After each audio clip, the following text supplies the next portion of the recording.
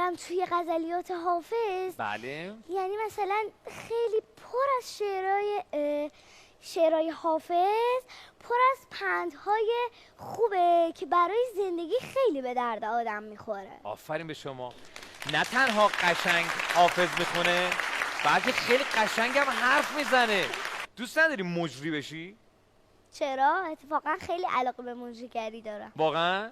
دوست داری در آینده شاعر بشی یا مجری؟ خب بیشتر به مجریگری علاقه دارم. به مجریگری. دیگه چه کاری؟ دیگه دوبله خب و همینطور دوست دارم در کنار اینها ورزش هم داشته باشم، یعنی خطاطی هم دوست دارم. خطاطی هم دوست داری. این لباس چیه؟ این لباس مال یعنی کل ایرانه، یعنی لباس سنتی ایرانه. لباس سنتی ایرانه. کدوم غزل حافظ رو از همه بیشتر دوست داری؟ غزل شماره 11 رو خیلی دوست دارم، چون یه بیتشو برای ما توش- بخون. اون بیتش که دوست داری.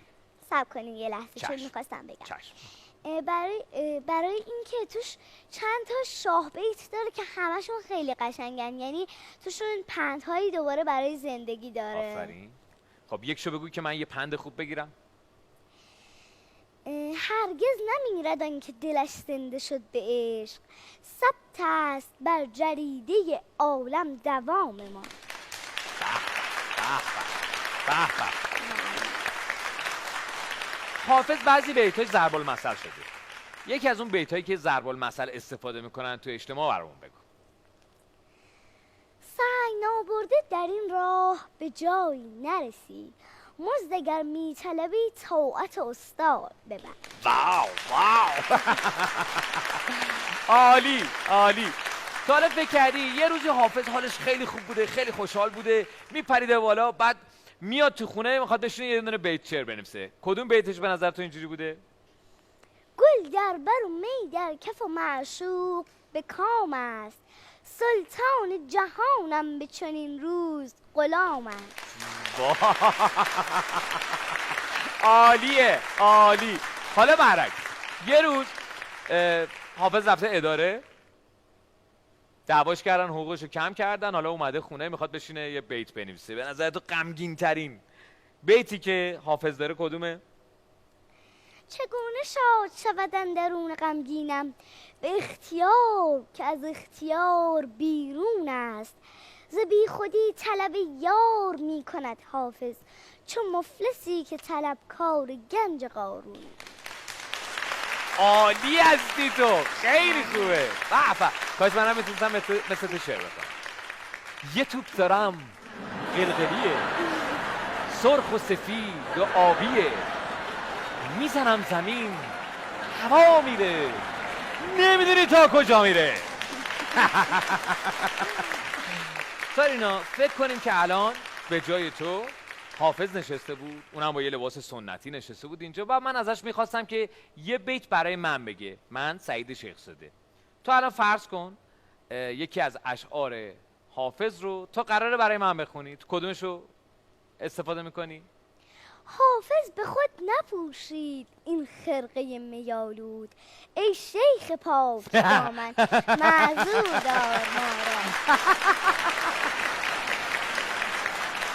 آخی خجالت زده شدم. ای شیخ چی؟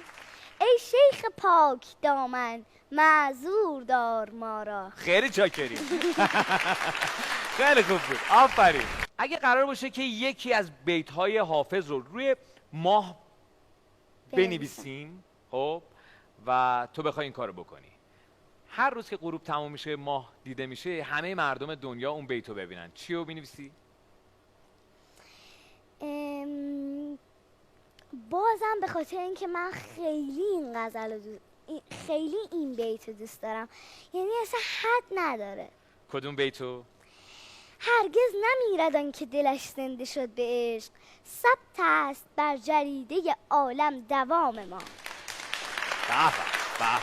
چقدر خوب میشد هر شب که ماها میدیدیم این بیتو میدیدیم و بعد همیشه دلمون مهربون بود، نه؟ خب سارینا، تو سهراب و قصه رستم و سهراب خوندی؟ بله بلدیش؟ خوندم. بله اگه قرار باشه تو یه تغییری توش به وجود بیاری، من الان قراره یه فیلمی بسازم، یه فیلم کارتونی میخوام بسازم از زندگی رستم و سهراب. قصهشو میخوام یه کوچولو تغییر بدم. تو چه تغییری بهش میدی؟ من تغییری که بهش میدم به خاطر اینکه اول سهراب میاد به رستم میگه که بیا جنگو ول کنیم، بیا با هم صلح و دوستی بکنیم. من اونجا بعد تو قصه اصلی رستم و سهراب اونجا رستم قبول نمیکنه، میگه نه حتما باید جنگ کنیم. آره. بعد من اگه جای فردوسی بودم اینجا رو تغییر میدادم، مثلا کاری میکردم که رستم قبول کنه، بگه باشه مثلا دیگه با هم جنگ نکنن. بعد اینجا فردوسی برای این داستان رو گفته که به مردم بفهمونه که گذشت کنیم، اگه گذشت نکنیم خودمون در آینده به چیزهای بد دچار میشیم. کم آوردم واقعا، من کم آوردم. خیلی کارش درسته. حالا حافظ و سعدی نشستن با هم دیگه دعواشون شده. این یه چیزی میگه تو شعر گفتن بلد نیستی، اون میگه تو بلد نیستی. سعدی میگه من بهتر شعر میگم، اون میگه نه تو شعر بلد نیستی بگی من بهتر میگم. خلاصه با هم دیگه دعواشون شده. تا از راه میرسی با یه بیت شعر میخوای اینا رو آشتی بدی. چی میگی؟ آها من میخوام شما آقای آشتی بدی. آسایش دوگیتی تفسیر این دو حرف است، با دوستان مروت با دشمنان مدارا.